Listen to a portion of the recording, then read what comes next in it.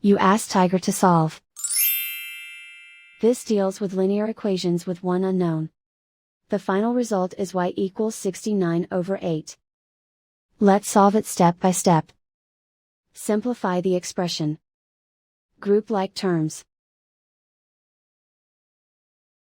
Simplify the arithmetic. Group all constants on the right side of the equation. Subtract 21 from both sides. Simplify the arithmetic.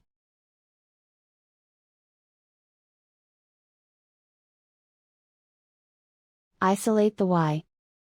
Divide both sides by 8. Simplify the fraction.